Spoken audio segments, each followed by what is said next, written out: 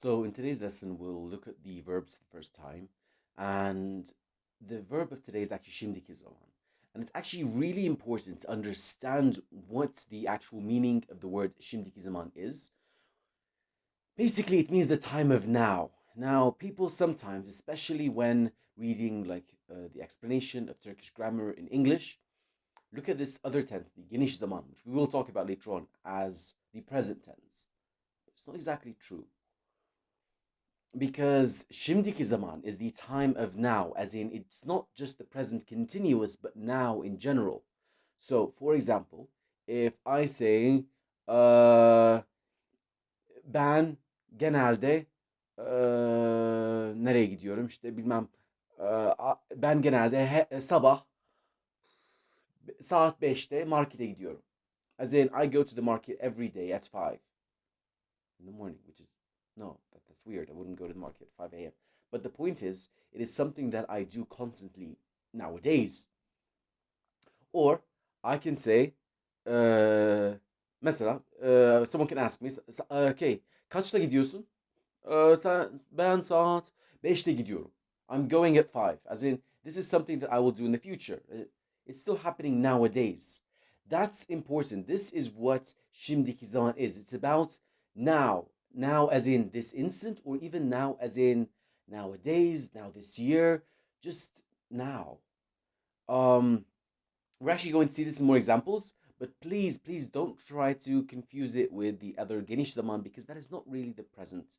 But the main point of it is that it's something that is continuously happening. But once again, not this instance. So now, let's see how it's conjugated. Let's start with our usual. Ben, sen, o, biz, siz, and onlar. For ben, let's take a simple word. The first word, as usual, we pick out a word that is having a simple ending. What can we use? Let's say almak, to take. Now, ben alıyorum. Let's take this out. Alıyor. Now let's do it for sen.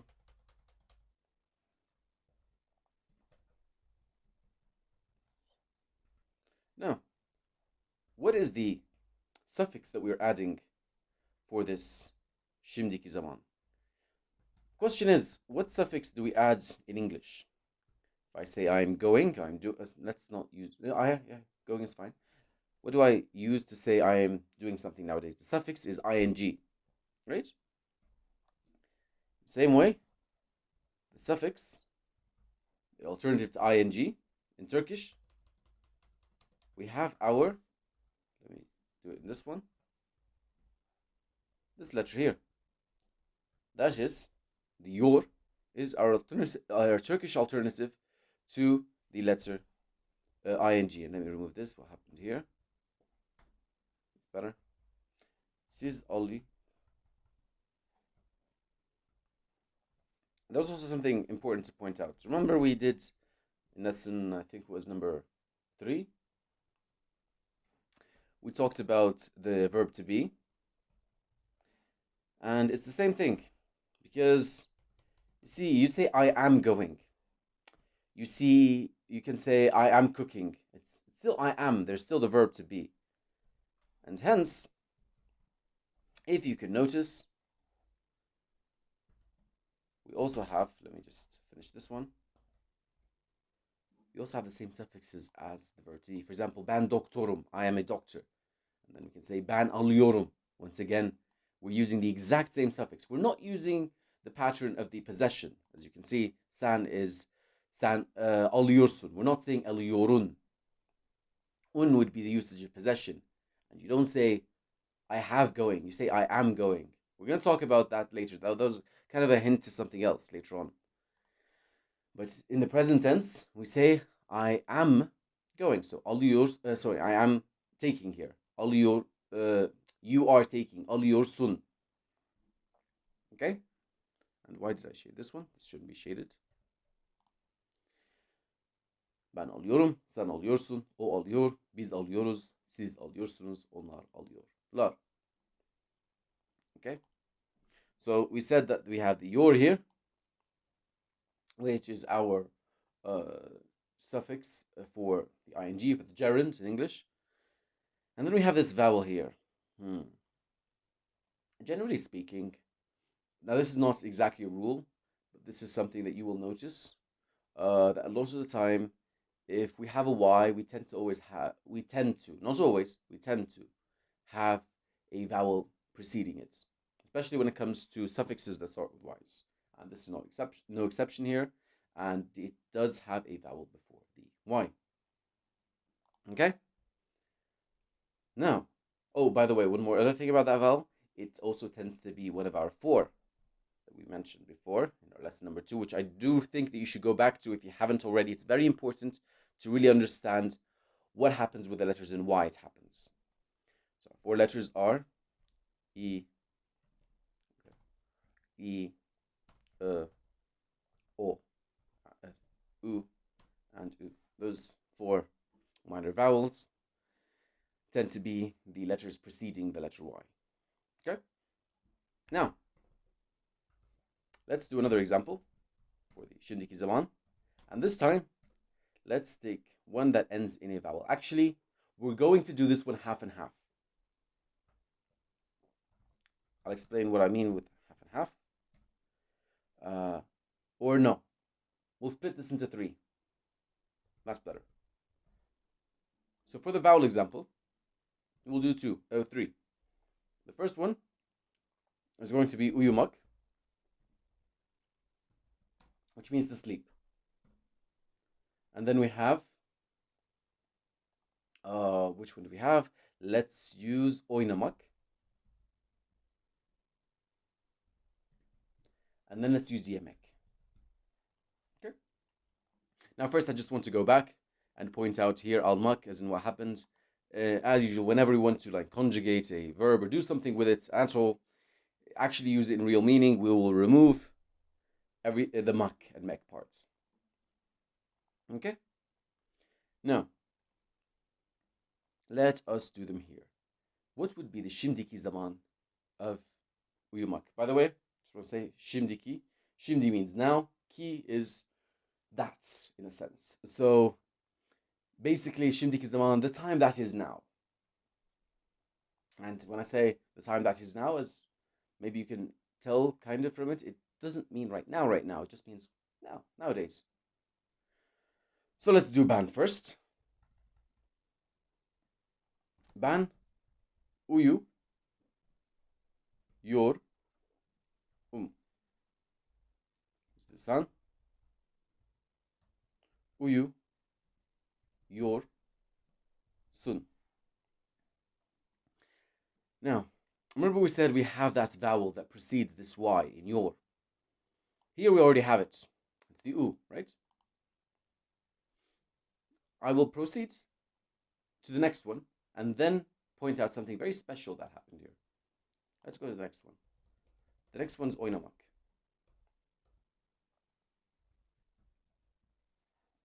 Oynamak means to play. We remove the mak. And then we have a yor. And then we don't necessarily have anything. As we said, like we had the dur, it was optional. Now, this we tend, as we said, to use these 4. I, u, and u. Same thing happens here. We don't want before the y of yor to have an a. We want one of those 4. So if you recall from the pairs, which letter would come here? If you were thinking about the letter A, then we'd have this letter. But, you see, once we omit this letter, what happens? We have oin. And what is the last vowel? The last vowel is no longer the a. The last vowel is the o. And hence, the matching vowel would be the u. So it's actually oynuyor. Okay? Now, let's go back to uyumak. Something very fun that happens here. You see, what's the vowel before the y? It's the u. Why did we not omit that vowel? We said it's because it's one of those pair, but no, it's a bit more than that. Let's say we did omit it. What would we have? What's the next vowel to put there? It's going to be the exact same vowel. So you can think of it as in we're always putting one of those matching vowels, and it's just that once we omit it, we still will have to put the exact same letter back in its place. Okay? Let's do. Oh. What happened here? Let's do biz now. Oynuyoruz. And now let's do siz, but this time with yemek. Yemek. Remove the mek.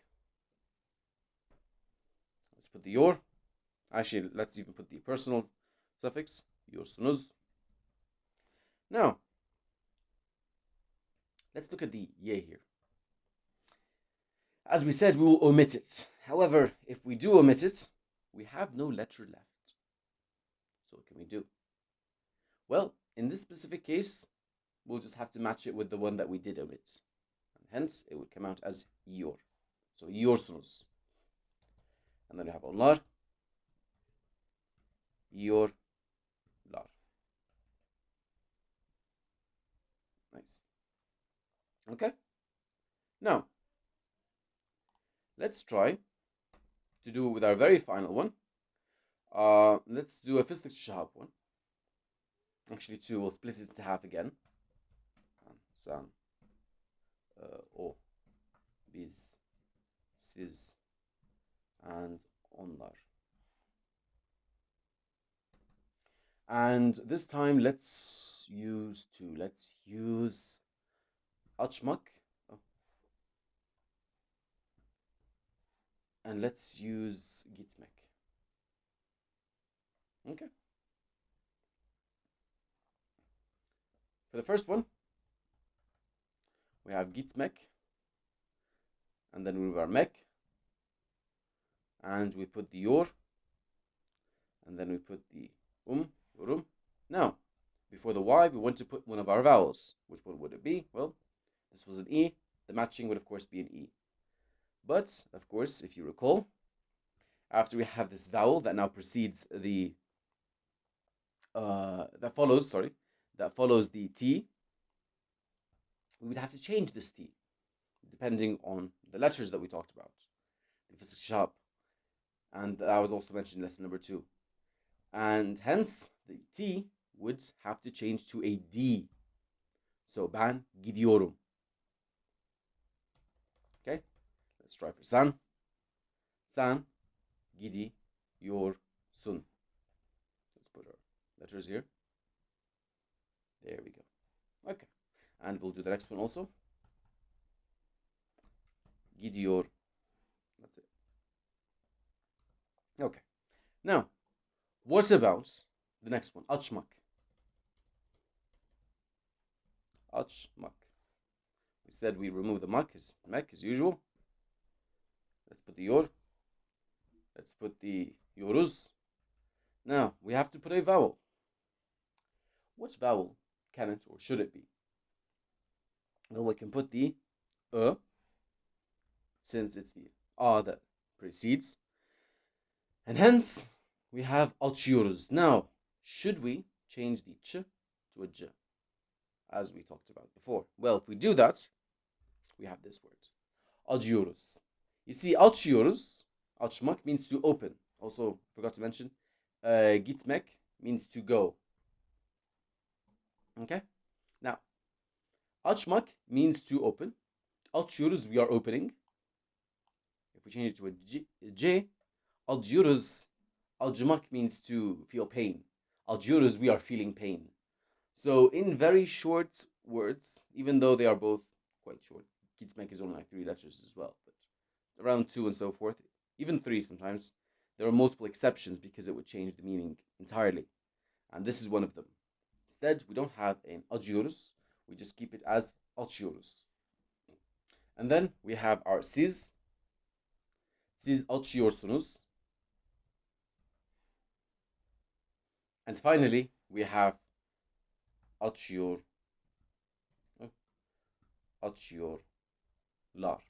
Once again, this lar is kind of optional. Onlar açıyor. We can say it without the lar if the onlar is already there, or somehow we've already showed the plural.